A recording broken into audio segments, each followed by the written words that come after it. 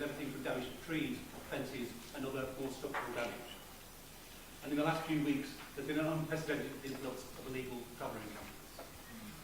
Despite all these challenges, the Council has continued to respond positively and achieved some notable successes. On housing, the Accelerated Modern Homes programme has delivered nearly 16,000 improvements to over 5,000 homes, and this means we are well on track to delivering the decent home standard by May 2015. While the vast majority of these have gone well, with over 95% satisfaction, programmes of this size do present occasional issues, and we will continue to ensure that contractors are held to account and continually strive to improve tenant engagement. The Council has taken positive steps to tackle fuel poverty, with over 370 council homes receiving new insulation. We've also unveiled a Pathfinder Council House building programme, the first project of its kind in 25 years, with all those houses allocated to local people.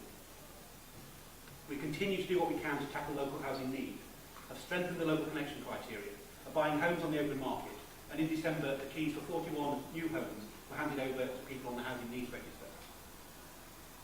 We'd like to do more, and we'll press the next government to devolve powers to local councils, and for example to improve flexibility to accelerate a council house building programme. On the Council's finances, despite the government's reduction in funding, we achieved a balanced budget and protected services. A budget designed for long-term stability and not short-term expediency. The modest council tax rise was below inflation, effectively a real terms cut, and services were protected. Financial management remains strong. Despite the benefit changes introduced in 2013, making it a difficult time for many residents, targeted support has meant that levels of rent collection and leasehold service charges collected remains high, with over 99% of rent collected. The Council spending last year was carefully managed with its budget, resulting in a comparatively small underspend. And I'd like to thank all Council staff for the contribution they have made. This careful financial control will continue. As I know from talking to hundreds of residents, how the town looks and the general maintenance of the environment and the street scene are clearly important issues for Harlow residents. While the successive cuts in landscape maintenance that we've made in the past have had an impact on satisfaction, issues such as litter and general detritus have been on an improving trend since peaking in March 2012. There is clearly, however, much more that can be done. We've announced this week increased resources allocated to grass cutting, taking immediate effect during this year's growing season, and will take into account the budget consultation when considering next year's budget to make a positive, visible difference to Harlow. Clearly, this will be a challenge. There are many other successes, but I'll just mention the support we give to young people. While education is not the primary responsibility of Harlow Council, the Council recognises the vital role that education plays in the life chances of young people. We've introduced the School Readiness Project, and activities that support school readiness and promote positive home learning are now being delivered on a weekly basis, along with a summer holiday programme.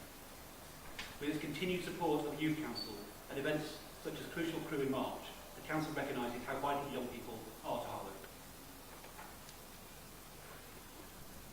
Going forward, the challenges continue, and with the government further targeting local government funding, the Council has to make additional savings of over £5 million over the next 4 years. In this context, it's important that some key principles are applied to all the decisions that we make. Openness and transparency were the first of these principles. Research shows that people's personal circumstances, including benefits changes and wages not keeping pace with prices, have resulted in satisfaction with councils across Essex falling. While the fall in Harlow has been small in the Essex average, it's right that steps are taken to be more open about how the council spends its money and transparent about its decision making. The budget consultation that starts on the 1st of July is a key element of this. While not even halfway through the consultation period, we've already received over 800 responses. And as a result of this, I'm confident we'll get a representative sample that reflects the views of Harlow residents. We will publish the results of this consultation in late September to allow further debate as part of this year's budget process.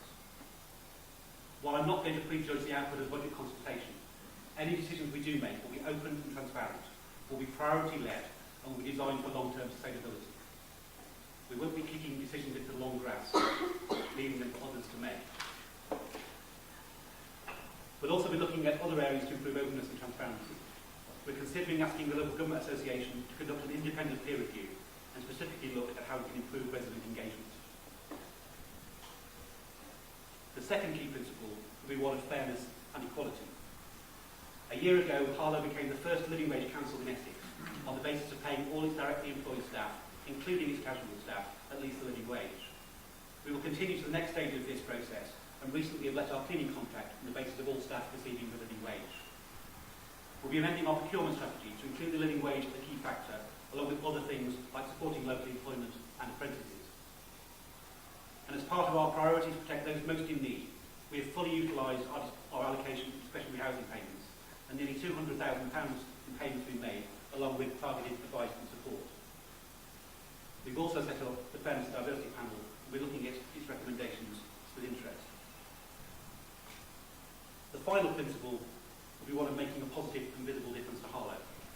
As I've said, we've announced this week that within existing budgets, extra resources will be committed by Kier Harlow to get on top of trimming to improve the maintenance of Harlow green spaces. In addition, the Modern Homes programme is making a significant contribution to making a positive, visible difference to Harlow. More generally, other things are coming together. The regeneration of Clifton Hatch is now complete. Aldi at the Stone and Poundland Distribution Centre are nearing completion. Cross-party agreement has seen the enterprise zone making significant progress, with joint funding from the government and the council, resulting in the next stage of infrastructure works commencing this year. And of course, we'll see the opening of the University Technical College in September. The recent recommendation of the Board of Public Health England to consolidate all its research in a science hub in the GlaxoSmithKline campus will further contribute to Harlow's reputation, not just as a sculpture town, but a science town too.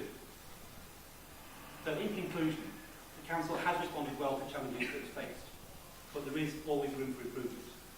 The challenges that the Council faces from reduced government funding remain, but by being open and transparent about the decisions we need to make, by having fairness and equality at the heart of everything we do, and by working together, we can and will make a positive